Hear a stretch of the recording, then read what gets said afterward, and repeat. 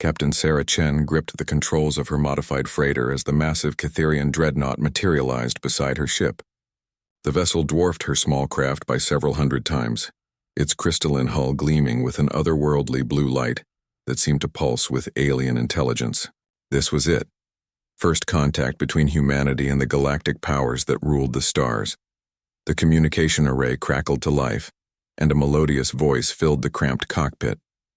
The universal translator worked overtime, converting the alien language into something resembling English. Unknown vessel, you have entered sovereign Catherian space without authorization. State your origin and purpose. Sarah took a deep breath, knowing that humanity's future hung on her next words. This is Captain Sarah Chen of the Terran vessel Wanderer. I represent the human species from the Sol system. We come seeking peaceful contact and trade opportunities. A long silence stretched across the void. Sarah could almost feel the alien minds processing this information, weighing the implications of a new species appearing in their carefully ordered galaxy. When the voice returned, it carried a note of curiosity that the translator somehow managed to convey. Humans, we have no record of your species in our databases. How did you achieve faster-than-light travel? What is your technological classification? Sarah hesitated. The truth was that humanity had stumbled upon FTL travel through sheer desperation and ingenuity. Earth was dying, poisoned by centuries of industrial abuse and climate change.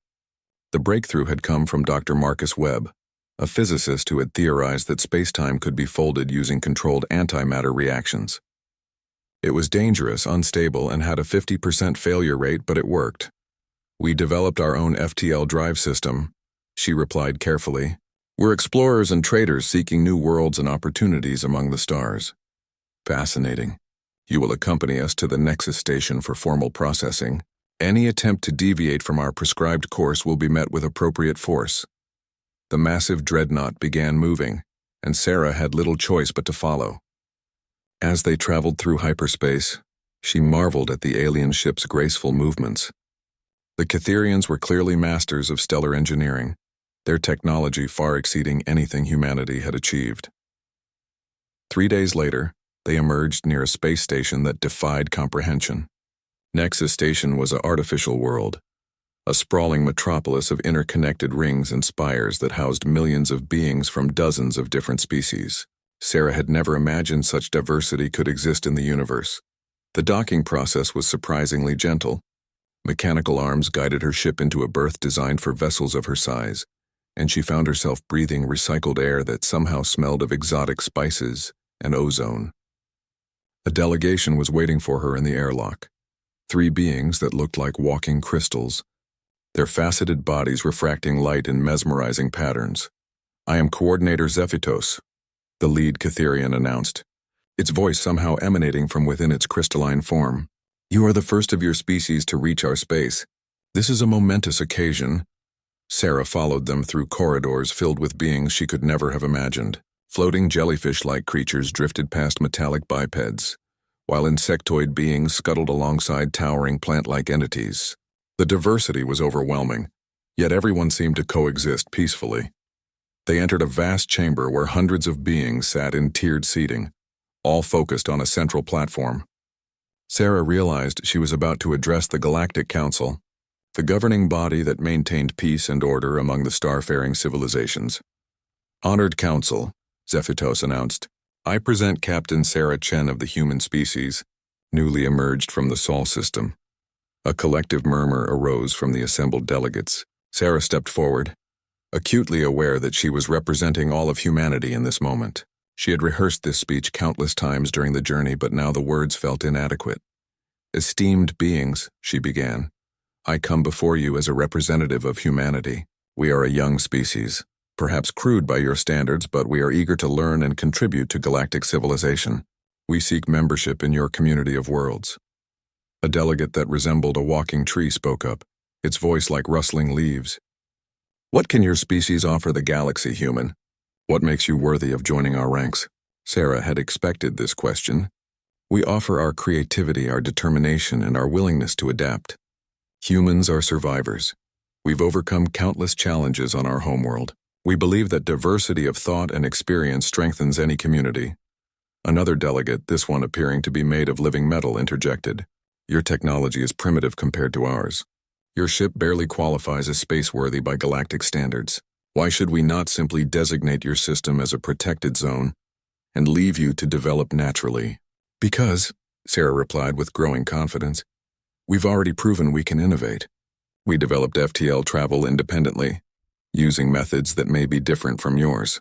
Sometimes a fresh perspective can solve problems that conventional wisdom cannot.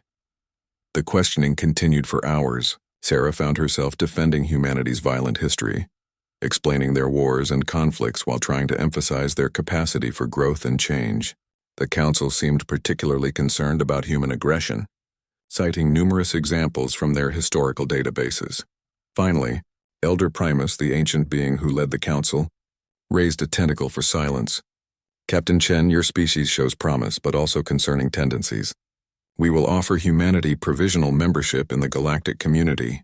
You will be assigned sectors for exploration and trade, but with certain restrictions. Sarah's heart leaped. This was more than she had dared hope for. What restrictions? Human vessels will be limited to cargo and exploration roles. Combat positions and military contracts are forbidden until your species proves its commitment to peaceful coexistence. Additionally, all human activities will be monitored by Catherian observers. It wasn't perfect, but it was a start. Sarah accepted the terms on behalf of humanity, knowing that this moment would be remembered as the beginning of a new chapter in human history.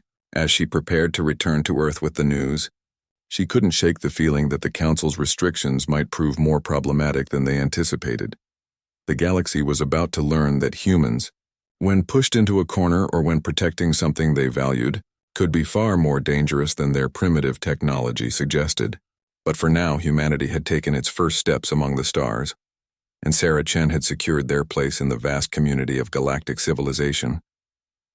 2 years had passed since first contact, and the galaxy was beginning to take notice of the strange new species called humans. Marcus Rivera adjusted his flight suit as he prepared for another routine cargo run to the Outer Rim territories.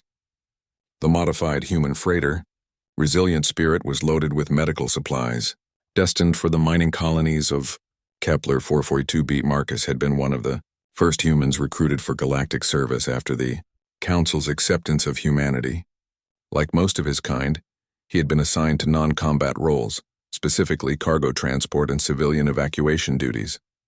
The work was honest but unremarkable, exactly what the Galactic Council intended for the young human species. The comm system crackled to life as his Catherian observer, resonance of crystal song, materialized on the bridge. The crystalline being's form shimmered with disapproval as it spoke. Human Marcus, your flight plan shows deviation from optimal trajectory. Explain this inefficiency, Marcus sighed. Every human pilot had been assigned a Catherian observer to monitor their activities and ensure compliance with galactic regulations.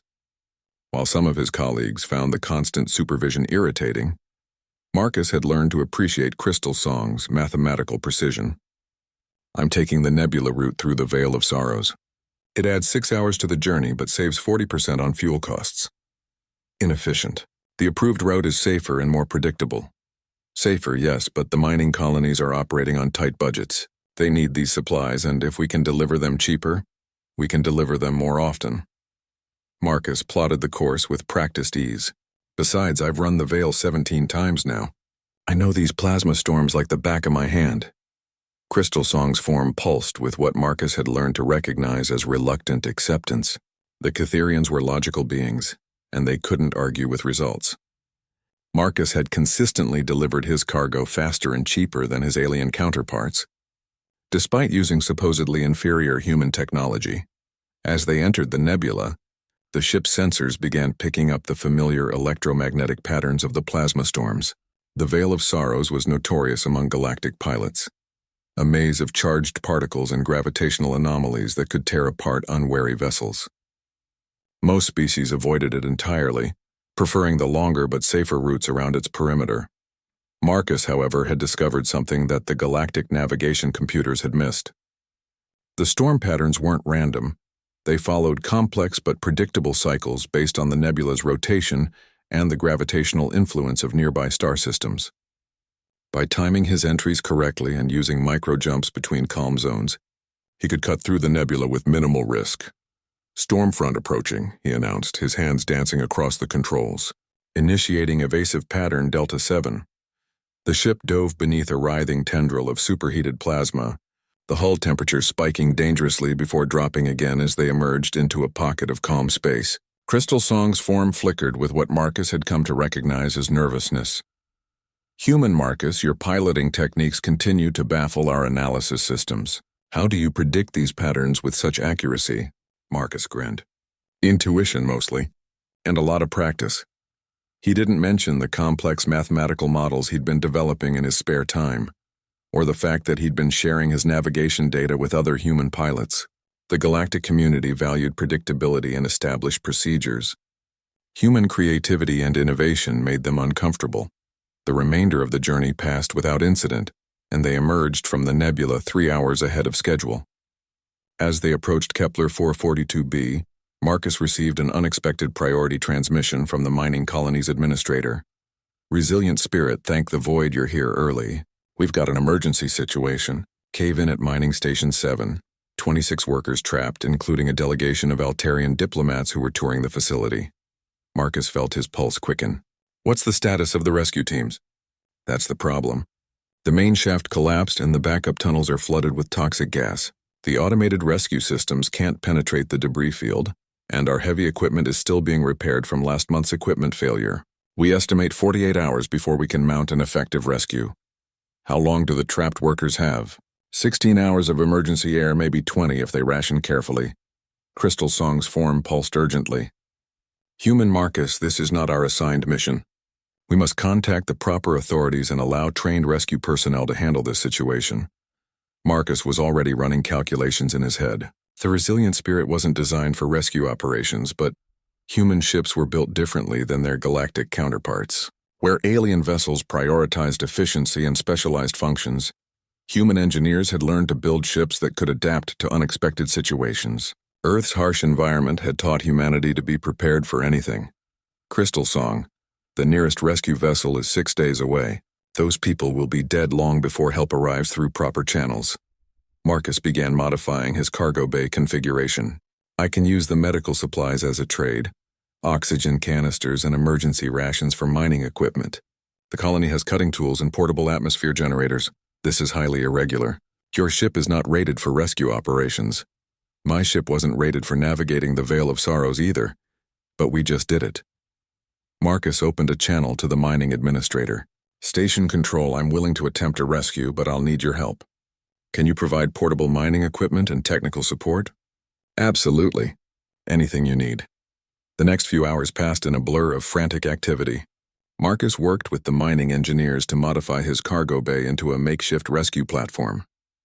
The Resilient Spirit's versatile design allowed them to mount portable drilling equipment and atmosphere processors, while the ship's enhanced navigation systems could guide them through the unstable tunnels. Crystal Song observed in fascination as Marcus coordinated the rescue effort. The human pilot's ability to improvise and adapt was unlike anything in the Cytherian databases. Where galactic protocols called for specialized equipment and extensive planning, Marcus was creating solutions from whatever materials were available. Human Marcus, Crystal Song said as they prepared to descend into the mining complex. Your species continues to demonstrate capabilities that our analysis models cannot predict. How do you consistently exceed expected performance parameters? Marcus secured his breathing apparatus and checked the rescue equipment one final time. Maybe it's because your models don't account for desperation. When someone needs help, you do whatever it takes to reach them. You adapt, you improvise, you make it work. The descent into the collapsed mine was harrowing. Marcus navigated through unstable passages that could collapse at any moment, using the ship's precise maneuvering capabilities to position rescue equipment where it was needed most. His improvised solutions worked flawlessly, cutting through debris and establishing safe breathing zones for the trapped workers. When they finally brought the last survivor to the surface, the entire mining colony erupted in celebration. The Altarian diplomats, deeply moved by the rescue, immediately sent word to their homeworld about the remarkable capabilities of human pilots. As they departed Kepler 442b, Crystal Song's form had taken on a thoughtful quality. Human Marcus, I must report this incident to the Council. Your actions today may change how your species is perceived. Marcus nodded. unaware that his improvised rescue would soon become legendary throughout the galaxy. Word was already spreading about the human pilot who had saved 26 lives using nothing but creativity, determination, and a cargo ship never designed for such operations. The galactic community was about to learn that humanity's greatest strength wasn't their technology or their compliance with regulations, it was their refusal to accept that some problems had no solution. The news of Marcus Rivera's mining rescue spread through galactic communication networks faster than most species could travel. Within weeks, human pilots found themselves receiving requests from across known space. What had started as a single act of heroism was rapidly becoming a phenomenon that the Galactic Council couldn't ignore. Commander Elena Vasquez stood on the bridge of the human transport vessel New Horizon, reviewing the latest batch of emergency contracts that had arrived overnight. Her ship had been converted from a simple cargo hauler into something resembling a mobile crisis response unit, complete with modular rescue equipment and a crew trained in emergency operations. "Captain," called out her communications officer, Lieutenant James Park, "we're receiving a priority distress signal from the hegemony border." "It's from Admiral Crex 9 Talons himself." Elena raised an eyebrow. The hegemony was one of the oldest and most powerful military forces in the galaxy, their reptilian warriors legendary for their tactical brilliance and uncompromising honor code. For their leadership to request human assistance was unprecedented. "Put him through," she ordered. The main view screen flickered to life, revealing the scarred visage of Admiral Crex 9 Talons. The massive reptilian's amber eyes held an expression that Elena had learned to recognize in many alien species over the past months. Desperate hope, mixed with wounded pride. "Human Commander," Crex began without preamble, "I require your assistance with a matter of extreme urgency. 3 of our most advanced battlecruisers have become trapped in the Maelstrom cluster during a routine patrol. The gravitational anomalies are beyond our navigation capabilities to safely extract them." Elena studied the tactical display that accompanied the transmission. The Maelstrom cluster was a notorious region of space where conflicting gravity wells from collapsed stars created a deadly maze of crushing forces and spatial distortions. It was marked as permanently off-limits to all galactic traffic. "Admiral, with respect, how did 3 battlecruisers end up in a restricted zone?" Crex's expression darkened. "They were pursuing a rogue faction that has been raiding our supply lines. The criminals fled into the cluster, believing themselves safe from pursuit. Our captains, following honor protocols, gave chase." He paused, his pride clearly wounded. "They have been trapped for 18 hours. Our best navigators estimate a 70% probability of structural failure if they attempt to escape without guidance." Elena's tactical officer, a former Navy pilot named Chen Wei, whistled softly. "Commander, even with our enhanced navigation systems, the Maelstrom is suicide. The gravitational shears would tear us apart." "Not necessarily," Elena replied, studying the sensor data. "Look at these patterns. The gravitational fields aren't chaotic. They're complex, but they follow predictable cycles. If we can map the resonance frequencies..." Her observer, a Catherian named Harmony of Mathematical Precision, materialized beside her station. "Commander Elena, this mission exceeds your authorized parameters by significant margins. The risk assessment alone should preclude any rescue attempt. Harmony, those ships contain 12,000 hegemony personnel. We can't just abandon them because the mission is difficult. The proper procedure is to contact specialized rescue services and allow them to handle this situation. The nearest specialized rescue fleet is 4 days away," Elena replied. "Those ships don't have 4 days." Admiral Crex's image leaned forward. "Commander, I am prepared to offer substantial compensation for your services. The hegemony does not forget its debts." Elena was already running calculations on her navigation computer. Human pilots had developed techniques for dealing with complex gravitational environments that differed significantly from standard galactic procedures. Where alien navigators relied on massive computational power to plot safe routes, humans had learned to feel their way through space, using intuition and real-time adjustments to navigate dangers that computers couldn't adequately model. "Admiral, I'll need complete sensor data on the trapped vessels and real-time gravitational readings from the cluster. Also, I'll require temporary command authority over your ships once we're inside the anomaly field." Crex's eyes widened.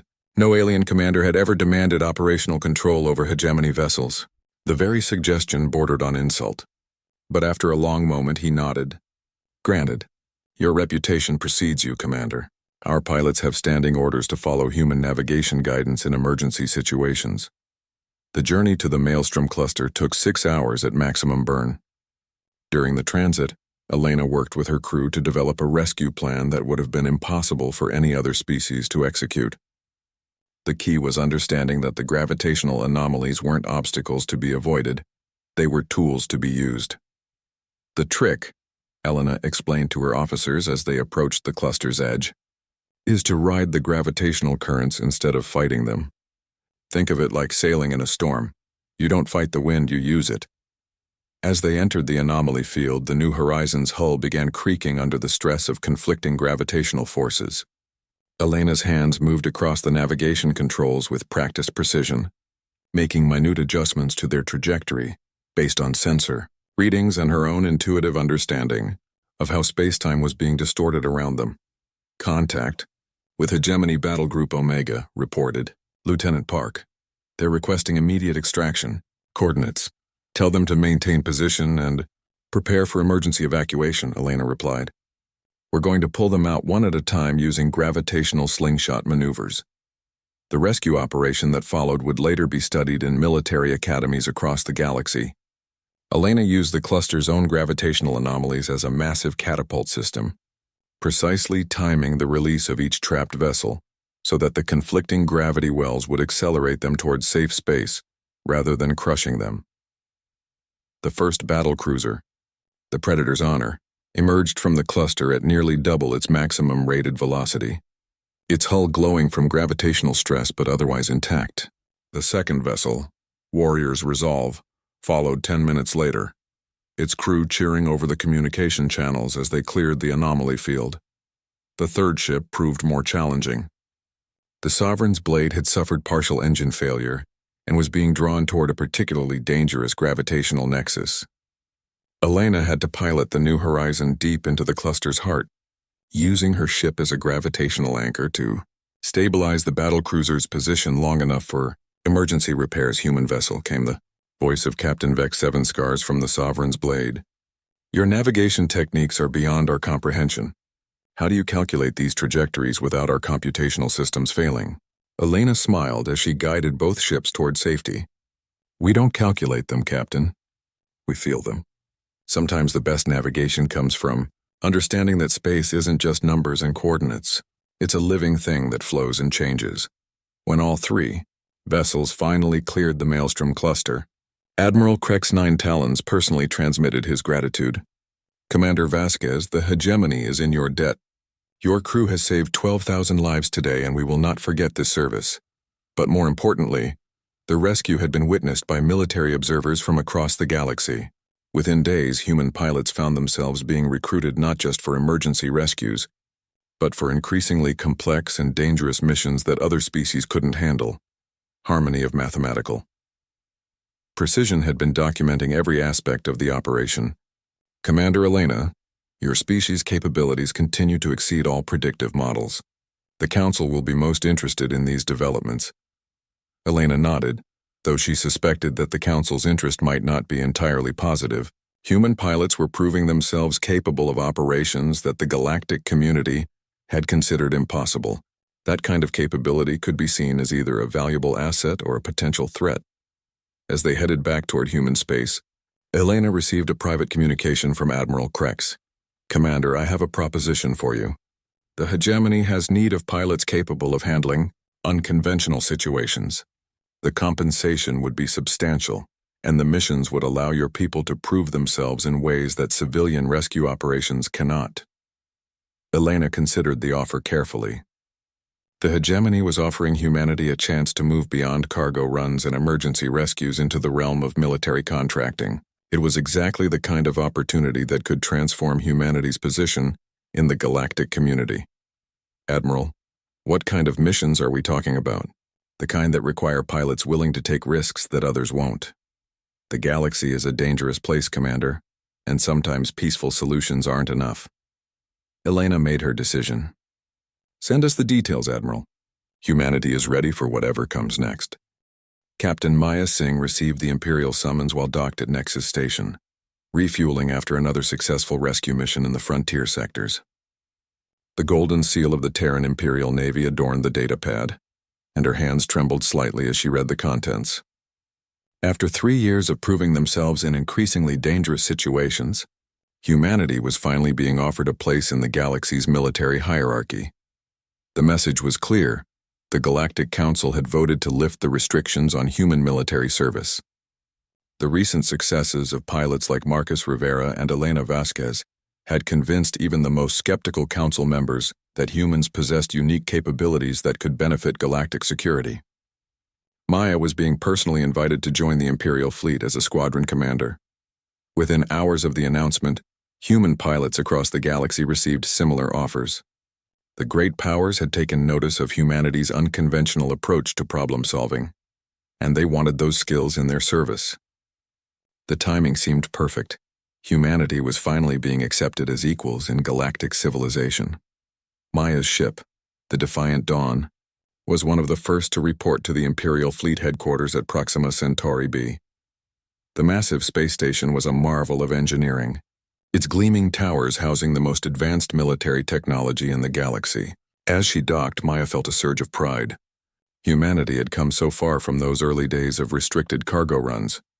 Admiral Theron Val Arcturus, the station commander, was a towering Altarian with silver skin and eyes like liquid mercury.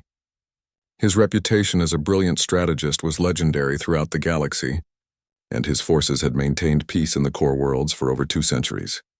"Captain Singh," he greeted her in the pristine officer's lounge, "your reputation precedes you." The Battle of Kepler 186 was particularly impressive. Using a cargo freighter to disable 3 pirate destroyers showed remarkable creativity. Maya accepted the offered chair, noting how the other officers in the room observed her with mixture of curiosity and respect. "Thank you, Admiral. We learned early that sometimes unconventional thinking is the best weapon." "Indeed, which is why we're offering your people positions throughout the Imperial fleet. Humanity has proven itself capable of operations that our standard protocols cannot handle." Theron gestured to a holographic display, showing fleet positions across the galaxy. "We want to integrate human pilots into our most elite units." The offer was everything Maya had dreamed of. Command of a full squadron of advanced fighters, access to cutting-edge technology, and the chance to serve alongside the galaxy's finest military personnel. The compensation was generous, the prestige immense, and the opportunities for advancement unlimited. "There is one condition," Theron continued, his expression becoming serious. "Human pilots will be operating under Imperial command structure and protocols. Your innovative techniques are valuable, but they must be channeled through proper military hierarchy." Maya nodded, though something in the Admiral's tone gave her pause. "Of course, Admiral. We understand the importance of discipline and coordination in military operations." The integration process began immediately. Human pilots found themselves scattered throughout the Imperial fleet, their vessels upgraded with state-of-the-art weapons and defensive systems. Maya's squadron was assigned to patrol the Outer Rim, where pirate activity had been increasing in recent months. The first few missions went smoothly. Maya's pilots adapted quickly to Imperial technology and procedures, their natural creativity enhanced by advanced tactical systems. The pirates they encountered were no match for their combined skills and superior equipment. Success followed success, and Maya began to believe that humanity had finally found its place among the stars. It was during their 4th month of service that Maya began to notice troubling patterns in their mission assignments. The pirates they were hunting seemed increasingly desperate, their attacks more vicious and less discriminating. Intelligence reports suggested that someone was arming them with military-grade weapons and providing them with detailed information about civilian shipping routes. "Captain," her communications officer, Lieutenant Torres, reported during a routine patrol, "we're receiving a distress signal from the merchant vessel Peaceful Trader. They report pirate attack in Sector 77 Alpha." Maya ordered her squadron to respond immediately, but when they arrived at the coordinates, they found something that made her blood run cold. The merchant ship was indeed under attack, but the pirates weren't trying to rob it. They were systematically slaughtering the crew and passengers, including women and children from a refugee convoy. All units engage immediately, Maya ordered, her fighters diving toward the pirate vessels. But as her weapons locked onto the attacking ships, her targeting computer flashed a warning message. Imperial identification codes detected. Maya's heart stopped. The pirates were using Imperial transponder codes. These weren't random criminals. They were operating with official sanction. The battle was swift and decisive. Maya's squadron destroyed the pirate vessels before they could complete their massacre, saving most of the refugees. But the implications of what she had discovered weighed heavily on her mind as they escorted the survivors to safety. "Captain," Lieutenant Torres said quietly as they headed back to base, "I've been analyzing the communications traffic from those pirate ships. The encryption patterns match Imperial fleet protocols."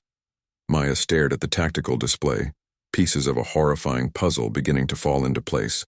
The increased pirate activity, the military-grade weapons, the detailed shipping information. The Imperial fleet wasn't hunting pirates. They were directing them. The revelation became clearer when Maya attempted to file a full report on the engagement. Admiral Theron reviewed her account with unusual interest, particularly her mention of the Imperial transponder codes. "Captain Singh," he said during their debriefing, "you've proven yourself exceptionally capable in combat situations. Your squadron's efficiency ratings are among the highest in the fleet." "Thank you, Admiral, but I have concerns about the intelligence regarding pirate operations. Some of the patterns suggest—" "Captain," Theron interrupted smoothly, "intelligence analysis is not your responsibility. Your job is to eliminate threats as directed by Fleet Command. I trust you understand the importance of following orders without unnecessary questions." The threat was subtle but unmistakable. Maya realized that she and her fellow human pilots were being used as unknowing enforcers in a system far more corrupt than they had imagined. The Imperial fleet wasn't maintaining peace. They were controlling trade routes through fear and violence, using pirate attacks to eliminate competition and maintain their economic dominance. The refugees they had saved were colonists trying to establish independent settlements outside Imperial control. The merchant vessels being attacked were often carrying supplies to worlds that refused to pay Imperial taxes. The pirates weren't criminals. They were a tool of Imperial policy. With human pilots as their unwitting agents, Maya began quietly investigating, sharing her concerns with other human commanders she trusted. What she discovered was a vast network of corruption that extended throughout the Imperial hierarchy. The same peaceful facade that had welcomed humanity into galactic civilization was hiding a system of exploitation and violence that made humanity's own dark history seem minor by comparison. The galaxy wasn't the enlightened community they had believed it to be. The great powers maintained their positions through carefully controlled conflicts and systematic oppression of smaller species. The Galactic Council's restrictions on human military service hadn't been about protecting galactic peace like they had been about protecting the existing power structure from a species that might upset their carefully maintained balance. As Maya prepared for their next mission, she faced an impossible choice. She could continue following orders, using her skills to enforce a system she now knew to be corrupt, or she could act on her conscience, knowing that doing so would make humanity enemies of the very powers they had worked so hard to join. The decision became easier when she received her next assignment. Eliminate a pirate base that intelligence reports indicated was actually a refugee camp for displaced families fleeing Imperial taxation policies.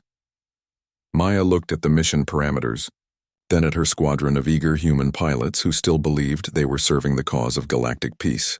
The Empire had welcomed humanity with open arms, eager to use their unique capabilities for their own ends. They were about to learn that humanity's greatest strength wasn't their piloting skills or their innovative thinking. It was their refusal to compromise their principles, even when facing impossible odds. The galaxy was about to discover what happened when humans decided that following orders wasn't more important than doing what was right. Captain Maya Singh stood in the briefing room aboard the Imperial Dreadnought Sovereign Authority, staring at the holographic display that showed her next target. What Imperial intelligence called a pirate stronghold was actually New Eden Colony, home to 15,000 refugees who had fled Imperial taxation and forced labor policies. The mission parameters were clear: eliminate all resistance and secure the colony's mineral resources for Imperial exploitation. Around The table sat the other human, squadron commanders who had been honored, with positions in the Imperial fleet. Maya recognized the same growing unease in their faces that she felt in her own heart. Captain Chen Wei, formerly of the rescue vessel Aurora's Light, kept glancing at the civilian population estimates. Commander David Kim's jaw was set in the grim expression he wore when he was fighting his conscience. Admiral Theron Val Arcturus entered the briefing room with his usual air of cold authority. His silver skin gleamed under the harsh lighting, and his mercury eyes surveyed the assembled officers with calculated indifference. "Commanders," he began without preamble, "Operation Cleansing Dawn will commence in 6 hours. Your squadrons will provide close air support for the marine assault on the pirate installation. Intelligence indicates heavy resistance, so you are authorized to use maximum force against any targets that pose a threat to Imperial personnel." Maya raised her hand. "Admiral, our reconnaissance data shows significant civilian populations in the target area. What are the rules of engagement regarding non-combatants?" Theron's expression didn't change. "Captain Singh, there are no non-combatants in a pirate stronghold. Every individual in that colony is either actively supporting criminal activities or providing material aid to enemies of the Empire. Your orders are to eliminate all resistance." The words hung in the air like a death sentence. Maya exchanged glances with the other human commanders, seeing her own horror reflected in their faces. This wasn't a military operation, it was genocide disguised as law enforcement. "Sir," Chen Wei spoke up, his voice carefully controlled, "perhaps we could offer the colonists an opportunity to surrender. Many of them might be willing to relocate if given the option." "Commander Chen," Theron replied with ice in his voice, "the Imperial Council has determined that this colony represents a dangerous precedent. If we allow refugees to establish independent settlements, it will encourage others to abandon their imperial obligations. The colony must be eliminated completely to discourage further defection." Maya felt something snap inside her chest. For months she had watched as human pilots were used to enforce Imperial policies that grew progressively more brutal. She had seen merchant vessels destroyed for carrying unauthorized goods, refugee ships turned away from safe harbor to die in space, and mining colonies stripped of their resources while their populations were relocated to labor camps. The Empire had welcomed humanity not as equals, but as tools. Human creativity and determination were valuable assets for maintaining an oppressive system that the galaxy's other species had grown too civilized to enforce directly. Humanity's willingness to take risks and find solutions to impossible problems made them perfect instruments for operations that required moral flexibility. "Admiral," Maya said, standing slowly, "I cannot and will not participate in the massacre of innocent civilians." The briefing room fell silent. Theron's mercury eyes fixed on Maya with the intensity of a predator evaluating prey. "Captain Singh, you seem to be confused about the nature of your service obligations. You are an officer in the Imperial fleet, bound by oath to follow orders without question." "My oath was to serve galactic peace and security," Maya replied, her voice growing stronger. "Murdering refugees doesn't serve either of those goals." One by one, the other human commanders stood. Chen Wei was the first, his hand moving to rest on his sidearm. "I stand with Captain Singh. This operation violates every principle we swore to uphold." Commander Kim nodded grimly. "The Empire may own our ships and our equipment, but they don't own our souls." Admiral Theron's expression shifted from cold authority to genuine surprise. In his 2 centuries of service, he had never encountered open defiance from subordinate officers. The Imperial system was built on absolute obedience and the understanding that resistance was futile. "You seem to misunderstand your position," Theron said, his voice carrying a subtle threat. "Human pilots serve at the pleasure of the Imperial Council. Your species exists in galactic civilization only because we allow it. Defiance will result in the immediate revocation of all human privileges and the designation of Earth as a hostile world." Maya felt a cold clarity settle over her mind. The threats that had seemed so overwhelming when humanity was seeking acceptance among the stars now seemed hollow. Humanity had spent 3 years proving that they could accomplish the impossible. Now it was time to prove that they wouldn't compromise their principles for the sake of convenience. "Admiral," she said quietly, "you're welcome to try." The next few hours passed in a blur of frantic activity. Maya and the other human commanders returned to their ships and immediately began communicating with human pilots throughout the Imperial fleet. The response was swift and unanimous. Not a single human officer was willing to participate in the massacre. At New Eden Colony, the mutiny began exactly 6 hours later. At the moment Operation Cleansing Dawn was scheduled to commence. Instead of attacking the colony, human squadrons turned their weapons on the Imperial fleet. The battle was brief, but decisive. The alien commanders had grown dependent on human tactical creativity and were unprepared to face it as an opponent. Maya's squadron disabled the sovereign authorities' weapon systems with surgical precision, while Chen Wei's fighters destroyed the troop transports before they could deploy their marines. Across the fleet, human pilots executed coordinated strikes that neutralized Imperial forces without unnecessary casualties. The immediate crisis was over, but Maya knew that the real conflict was just beginning. Humanity had just declared war on the most powerful military force in the galaxy, and there would be consequences. Admiral Theron's final transmission was filled with a rage that his cold demeanor could no longer contain. "You have doomed your species, Captain Singh. The Empire has resources beyond your comprehension. We will hunt down every human ship, destroy every human colony, and ensure that your people never again threaten galactic stability." Maya's response was broadcast on all frequencies, ensuring that every species in the galaxy would hear humanity's answer to Imperial tyranny. "Admiral, you taught us something important today. You showed us that the galaxy's so-called civilized species have simply learned to hide their brutality behind bureaucracy and protocol. Well, humanity never learned that particular lesson." She paused, looking at the tactical display that showed Imperial reinforcements already mobilizing across multiple sectors. The odds against them were astronomical. But Maya had learned something. During her time among the stars, sometimes the impossible was just another word for something that hadn't been tried. Yet, you want to see what happens when humans decide that following orders isn't more important than doing what's right? You're about to find out. Every refugee camp you've planned to destroy, every colony you've marked for pacification, every species you've scheduled for exploitation, they're all under human protection now. The communication ended and Maya turned to address her crew. They faced impossible odds against enemies with superior numbers, better technology, and resources that spanned the galaxy. But humanity had faced impossible odds before, and they had always found a way to survive. The galaxy was about to learn why Earth's history was filled with stories of small groups standing against overwhelming forces. They were about to discover what happened when humans decided that some things were worth fighting for, regardless of the cost. The war for the soul of galactic civilization was about to begin, and humanity had just chosen which side they would fight on. 1 year after the human rebellion began, the galaxy was drowning in blood. What had started as a principled stand against Imperial tyranny had escalated into the most devastating conflict in galactic history.